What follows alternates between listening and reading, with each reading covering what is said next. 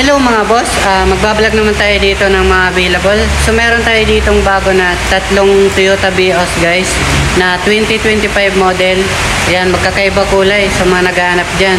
At kinaganda nito mga boss, mga babae may-ari. Yung mga naunang may-ari is babae. Okay, so syempre pag babae is mga hindi sila last pag. Okay, kung gusto nyo lang naman makatipid, buwan lang to nagamit. Kung gusto nyo makatipid na mga 250,000 pataas, matitipid nyo. Kasi ang brand nyo nito mga nasa 900, 8,000 pa. Tapos meron tayong Toyota Innova rin na isa. Ayan. So panoorin nyo na lang tong buong video natin. Okay, so vlog September 14, 2025. Tara, check natin.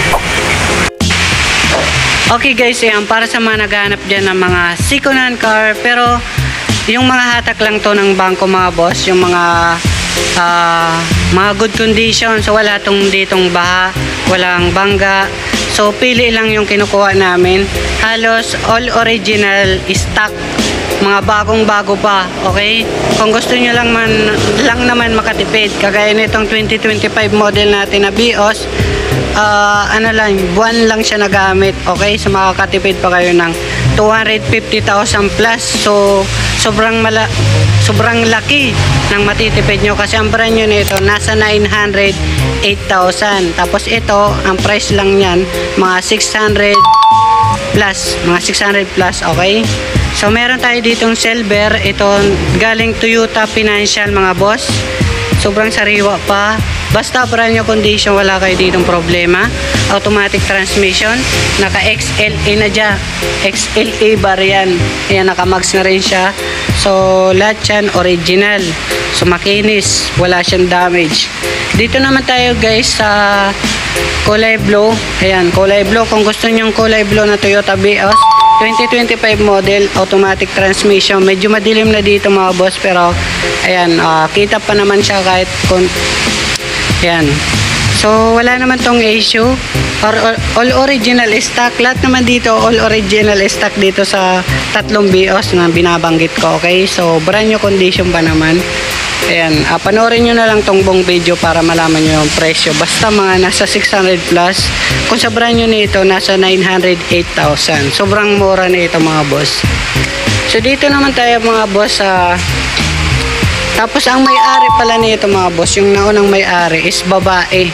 Ang pangalan ng may-ari nito, Christy.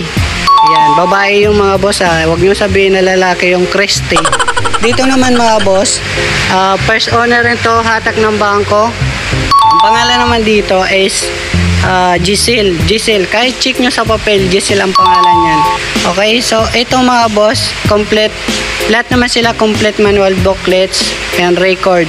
Ito mga boss, ito nakakasa maintain. So means kompleto siya. Nasundan yung record ng sa maintenance niya, like PMS. Okay, so ito ang pinaka mga boss, yung pinaka fresh. Okay, so nasundan talaga to na may-ari. So alagang alaga. So syempre medyo may mataas siyang konti kaysa dito kasi ito yung sobrang naalagaan talaga. Okay, so dito mga boss, banggitin ko na tong presyo na ito, nasa 650,000. So panoorin nyo tong buong video para malaman nyo yung presyo ng dalawa na yan. Okay, tapos dito may Toyota Innova tayong bago. Ayan, so naghahanap dyan ng budget meal. Ito mga boss, 2013 model Toyota Innova. Okay, so panoorin nyo tong buong video para malaman nyo yung presyo nila sa mga updated na mga available pa dito. Bago ang lahat guys, don't forget to like and subscribe para palagi kayong updated sa mga bagong video natin. Ayan, open test drive naman kami, open cash financing and trade in. So tara, check na natin. Okay guys, yan para sa mga naghahanap ng mga second-hand car, marami tayo ditong pagpipilian. Meron dito sa Cubao, Quezon City, and Antipolo Warehouse. Para sa mga naghahanap dyan ng Toyota Fortuner 2022 model, manual transmission, 4x2 ay nagkakarga ng 1,190,000. Para sa mga naghahanap naman dyan ng Jetor 2024 model, automatic, brand new condition, ay nagkakarga ng 1,990,000.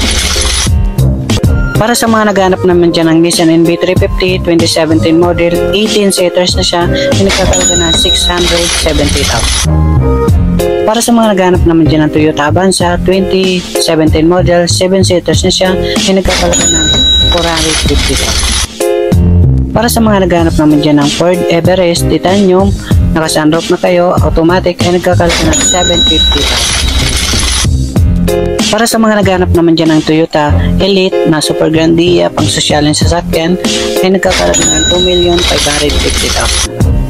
Para sa mga naghanap dyan ng Toyota Avanza 2016 model, manual transmission, ay nagkakalaga to ng 430,000. Para sa mga naghanap dyan ng Honda City automatic 2014 model, ito guys ay nagkakalaga ng 390,000. Para sa mga naghanap naman dyan ng Toyota Altis automatic 2019 model, nakamagsan siya, napakasariwa, nagkakalaga ng 690,000.